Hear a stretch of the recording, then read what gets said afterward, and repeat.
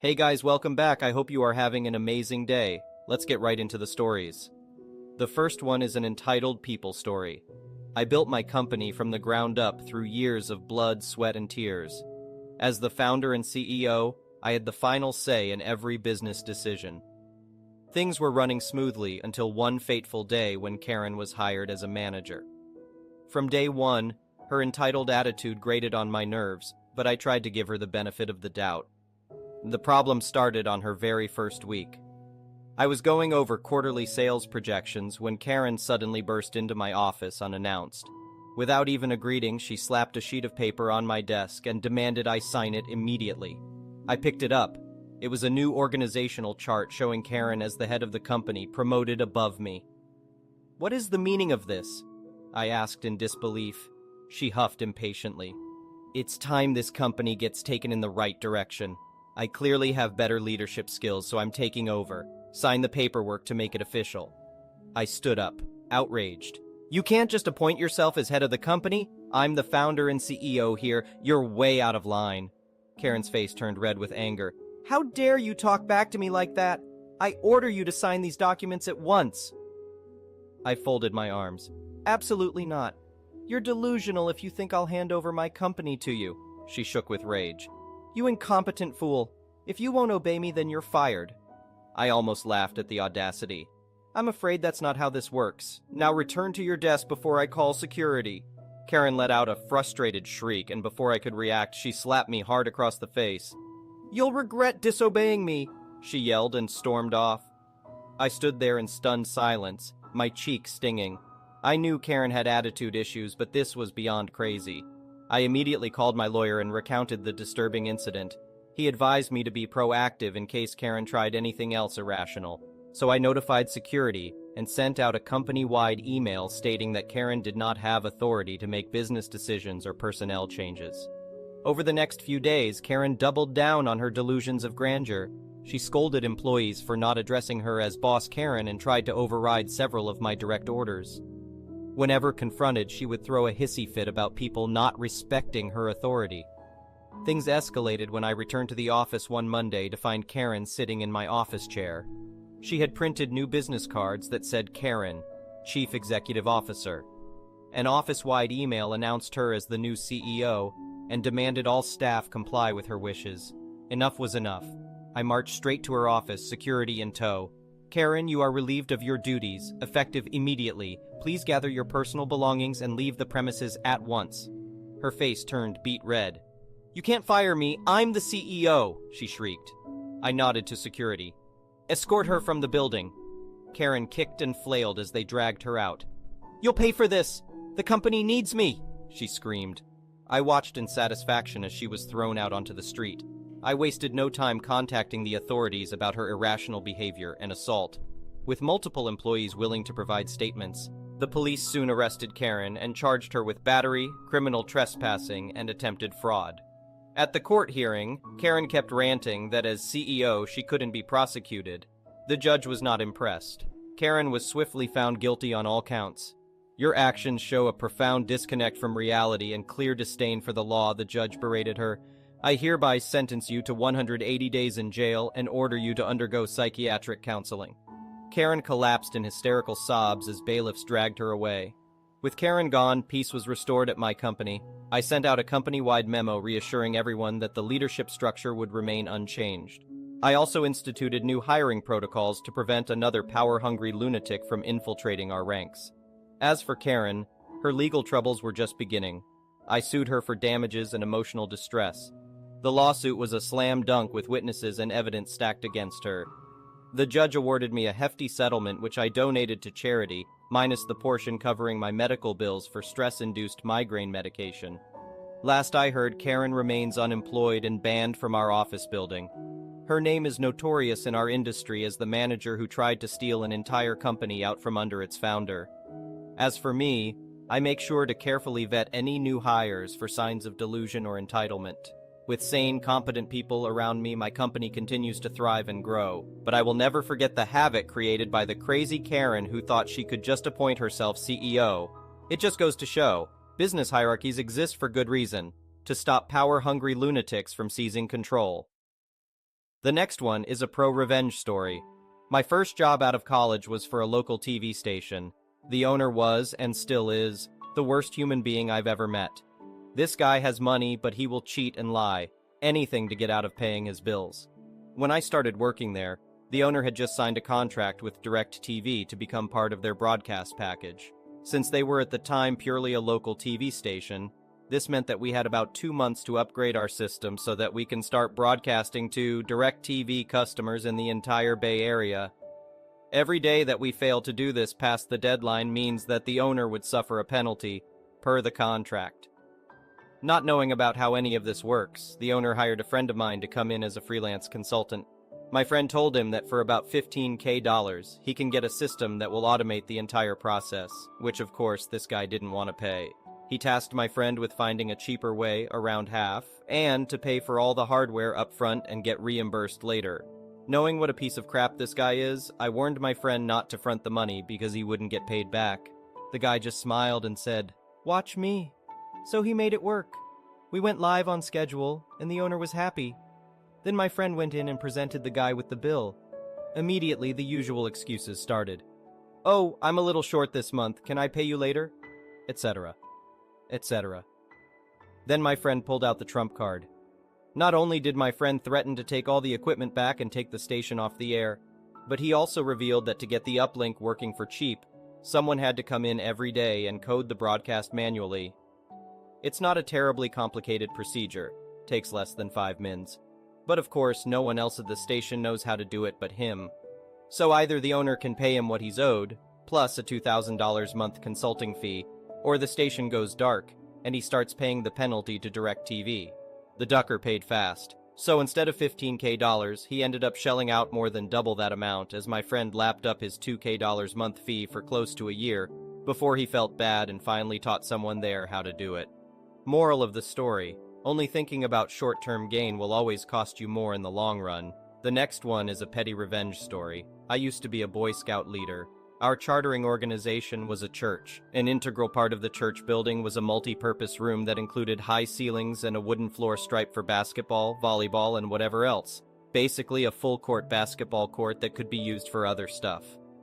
One week, our scout meeting involved a lively game of basketball because why not, right? At one point, I ducked out of the gym to get a drink of water. I was accosted by a Karen, and we had this conversation while I headed to the water fountain and back to the gym. "You're the leader of those boys, right?" "Yes, ma'am." "Well, don't you think they're being too loud?" My brain skidded to a halt. "It's a gym, and we're playing basketball. Duh." "No, ma'am. This is a regular scout meeting." "This is a church building. I think you would have some reverence and respect." I thought for a moment. The boys weren't running through the halls or the sanctuary. There were no other meetings going on in the building, except for the pastor, who was in his office counseling with parishioners. The rest of the building was dark and silent. Sounds to me like they're just making a joyful noise unto the Lord, and rejoicing in the bodies that God has blessed them with. I admit I wasn't sincere when I said this, but I didn't care. "Well, we'll see what the pastor has to say about this. I'm sure he doesn't appreciate you encouraging the boys to be so irreverent in the house of the Lord." Please read it aloud in a Karen voice. So I mumbled some kind of whatever response and headed back into the gym. I went to center court and called the boys around me. "Some lady out in the lobby thinks you boys are being too loud." Their faces fell. Oh, they looked sad. "Well, I don't think you're being loud enough. I want to hear some noise." They started whooping and yelling, and we went back to the game with gusto. About 5 minutes later, one of the doors opened, and the pastor stuck his head in. He looked around, grinned, and waved at his son, then closed the door and went back to his office. I didn't see Karen again. I guess she had to go home and whitewash her sepulcher or something. The next one is a malicious compliance story. When I was a little girl, I was pretty sickly. I often was sent home early from school with fevers caused by tonsillitis or strep throat. One day when I was about 7, I had a fever and had to be sent home again. My mother was unable to come get me, so she asked her father, my Opa, to do it. This was an unusual circumstance. Opa was a mean old bastard, and no one in the family really liked him. He was a hard-ass German war veteran who didn't mind slapping kids around or scaring the bejesus out of them. He took me back to his house and told me to start helping him make dinner, even though I was sick.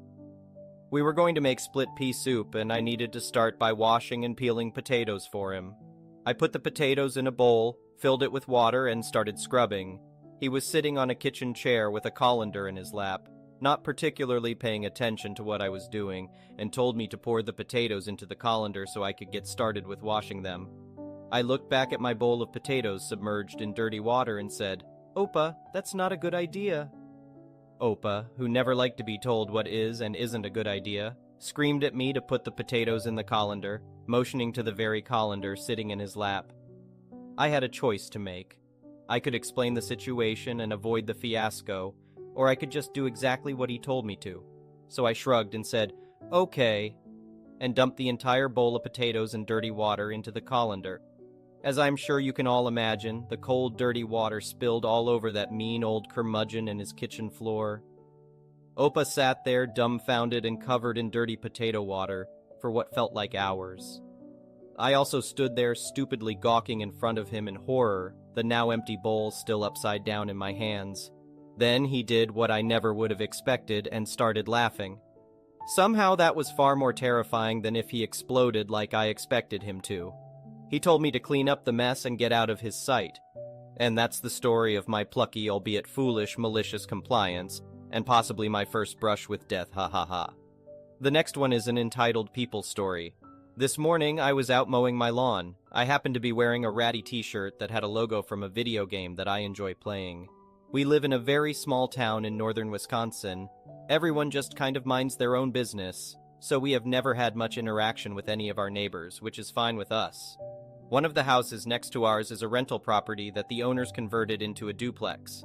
The bottom half is empty, and there are 2 adults, male and female, who live in the upper unit with 2 kids. I have never spoken to the parents, as they have never made an attempt to even give the neighbor wave when we see them outside.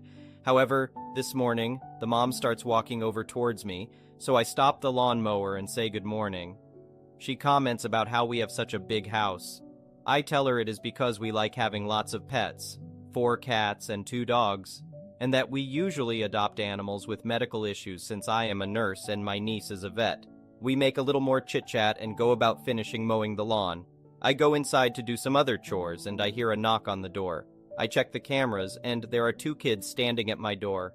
I make it a policy not to interact with children who do not have a parent with them, especially because I am a gay man, and with the current political state, it is better to be safe than sorry. So I ignore the knocks and continue with my chores.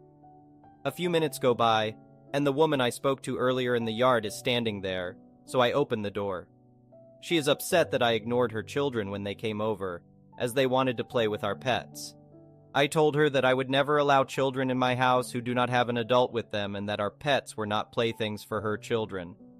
So then she asked if they could play video games since I must be a gamer because of the shirt I had on. I reiterated that I would never allow children without an adult with them into our home. She then starts going on about needing some alone time because her boyfriend left her and she is the only one on the lease because he has bad credit and she cannot afford her rent and she just needs some time to herself.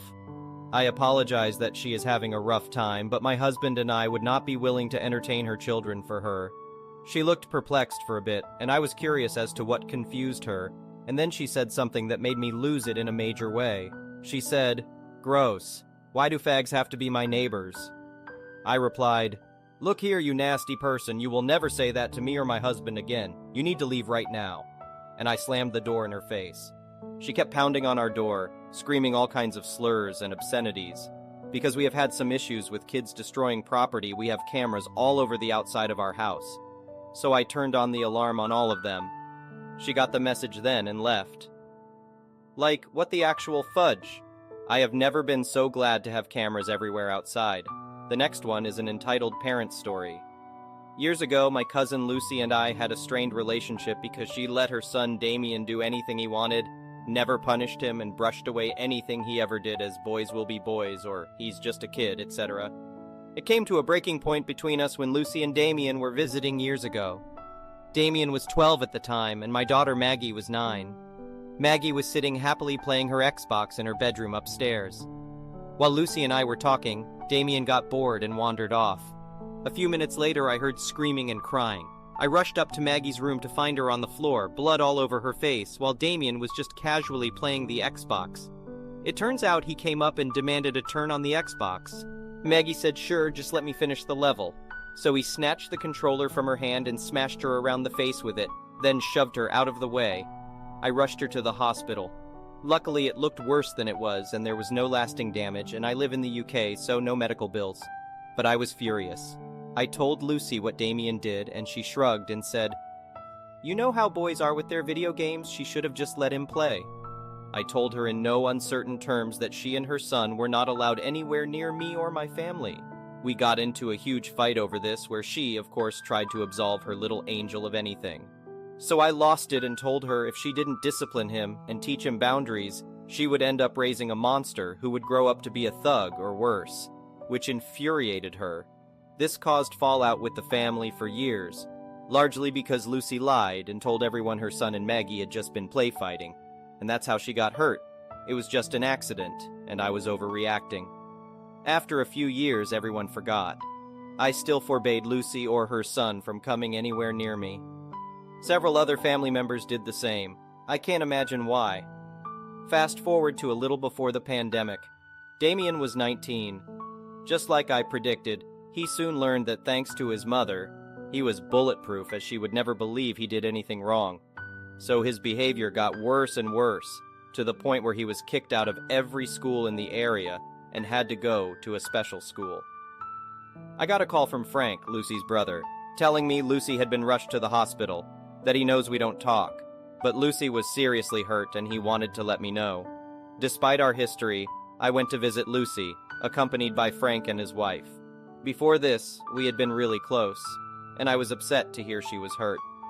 When I got there, I was shocked by what I saw. She was really banged up, her face swollen, bruises all up her arms. It turned out Damien had done this. She was really struggling for money and he refused to get a job, so she finally tried to lay down the law and tell him to get a job or she was throwing him out, so he attacked her, almost dislocated her jaw. It was horrific. Now we had a history, but at this point none of that mattered. I was worried and sad for her. I immediately asked her if she needed help with anything. She seemed surprised, but we ended up all having a really heartwarming chat, with her saying how much it meant to her that I came to see her. I thought maybe we were turning a corner and could repair our relationship. We had been really close as kids. Oh, how wrong I was. A few weeks later, I started getting blasted on social media and getting nasty messages and texts, telling me what an awful person I was, and how could I do what I did to Lucy. I was confused. I hadn't done anything. I called Frank. He had no idea either, but said he would look into it. Turns out Lucy had told everyone I had come to the hospital and mocked her, gloating, "I told you so," while she bawled her eyes out. I confronted Lucy about it, asking her how she could lie like that. She hit back that this was all my fault. It's what I deserved. If I knew this was going to happen, why didn't I do more to help her? She then demanded I pay her at least £10K for damages I caused. Like WTF. She lied to everyone because she couldn't stand that I had been right and decided to punish me for it. For months I endured hateful messages from family members who believed her lies. Not all my family believed her, of course, and Frank and his wife cleared things up about what really happened. He managed to record Lucy admitting that she lied, which got most off my back, but there were still a few relatives who had it in their heads that there's no smoke without fire, and I must have done something to make her say what she did. But they're all distant relatives on her side, so who cares? Then the pandemic rolled around. Everyone forgot the petty squabbles Lucy and her lies caused. But last month we held a family gathering at my parents', the first in years due to the pandemic. Lucy showed up. Thankfully, Damien was absent on account of serving a prison sentence for aggravated assault and battery, unrelated to what he did to his mother. I went to ask Lucy how she was doing. The first words out of her mouth were, "You need to pay me what you owe me. If you don't, I'm taking you to court. I need that money, it's the least you can do for ruining my life." She followed me around the party demanding I pay her, telling everyone who would listen that I'd ruined her life. My, what a happy family reunion. The next one is an entitled people story. Throughout my childhood, from when I started school to about age 18, I would ask my mom what she wanted for Mother's Day, and every year she would say very clearly, "Nothing. You don't need to get me anything at all. And so I didn't because I was a child, and she was my mom, and I believed what she said. In my teens, I just assumed it wasn't something she felt was important. I'm an only child, and my lovely dad who lived with us wasn't one for social conventions and didn't intervene. I'm not sure why, but at the age of 18, I started buying her a Mother's Day card and present, which always went down well with her. After I had my own son, my mom decided to tell me that every Mother's Day that she didn't receive a present, she would hide away and cry because I hadn't bought her anything, and that everyone else had a lovely present and card except her. What's going on here? I'm 48 now, and still feel weird about both her not telling child-aged me that she'd like some flowers or whatever, and also that she told adult-aged me about how I'd made her cry each year. Thank you for watching. I would really appreciate it if you could like the video and subscribe to our channel if you haven't already. We'll see you again tomorrow.